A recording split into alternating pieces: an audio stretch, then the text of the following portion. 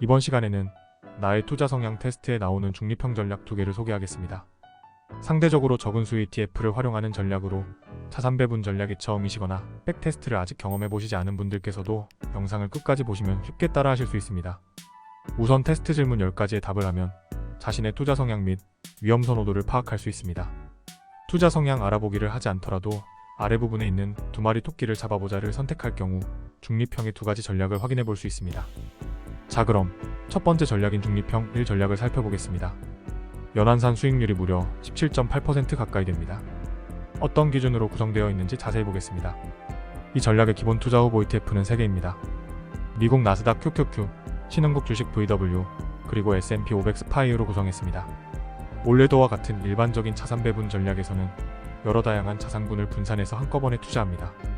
이번에 소개하는 중립형 전략의 경우 모멘텀 지표를 활용하여 매월 3개의 주식 ETF 후보 중에서 하나의 ETF에만 선택하여 투자하게 됩니다. 선택 기준은 다음과 같습니다. 매월 말 이 3개 ETF의 월말 ETF 가격을 기준으로 과거 12개월 기간의 이동 평균을 계산하고 그 중에서 현재 가격의 12개월 평균 가격 대비 제일 높은 한 개의 ETF를 선택하여 100%로 투자하게 됩니다. 12개월 이동 평균은 각 ETF의 12개월의 평균 주가입니다.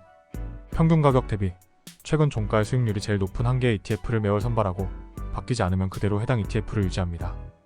만약 ETF가 바뀌면 다음 달 초에 기존 투자 ETF를 팔고 선발된 ETF를 사는 방식으로 운용해 나가면 됩니다. 화면의 테이블을 보면 현재 3개 ETF 중에서 평균 수익률이 제일 높은 ETF는 스파이입니다.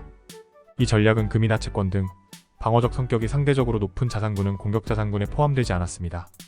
대신 카나리아 자산으로 3개의 ETF를 사용하였습니다.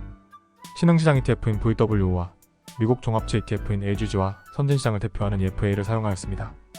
매월 말 리밸런싱 시점에 3개월 이동 평균 대비 하나라도 주가가 낮으면 3개의 공격자산 후보 대신 방어자산 ETF에 투자하게 됩니다.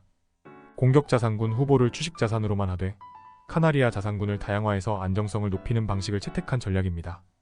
과거 영상에도 여러 번 얘기했지만 여기서 카나리아란 재앙이나 위험을 예고해주는 조기 경보를 뜻하는 것으로 과거 광부들이 탄광의 산소 부족 감지를 위해 카나리아새를 탄광에 내려간 것에서 유래된 용어입니다.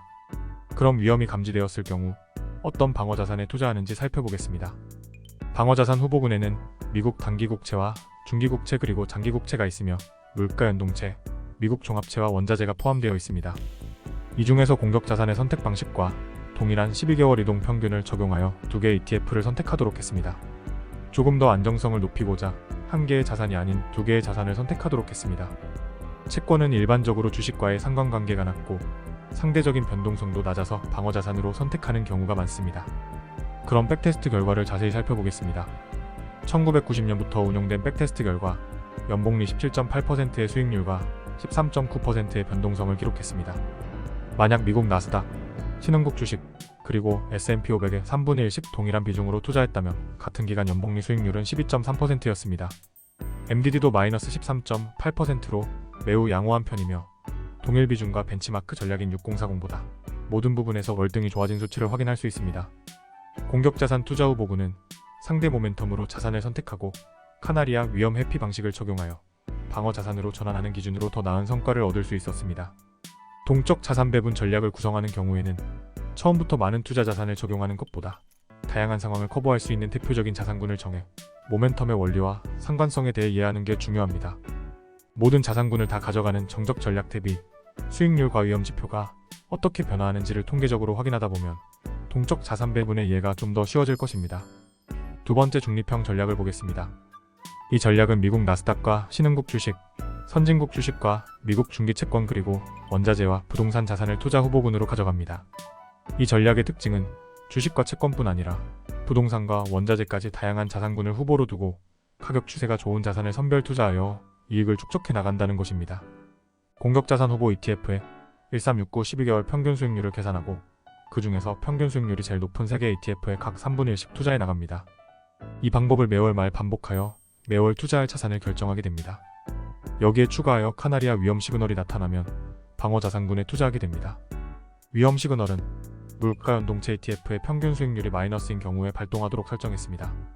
이 절대값이 마이너스가 되면 공격 자산에 투자하지 않고 방어 자산으로 전환하여 투자하게 되는 것입니다.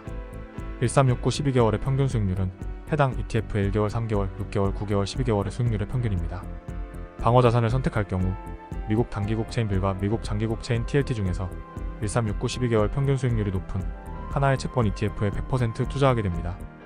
두 번째 중립형 전략은 첫 번째 중립형 전략보다 공격 자산 후보가 다변화되어 있고 카나리아 자산과 방어 자산의 개수는 상대적으로 적습니다. 공격 자산으로 다변화를 추구하는 전략입니다. 또한 첫 번째 중립형 전략보다 더 많은 3개의 ETF를 선택하는 방식으로 자산군의 분산 효과를 통한 안정성을 제고하도록 했습니다.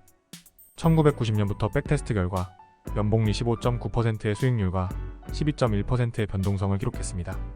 만약 6개의 모든 공격 자산에 동일한 비중으로 같은 기간 투자했었다면 연복리 수익률은 8.9%였습니다.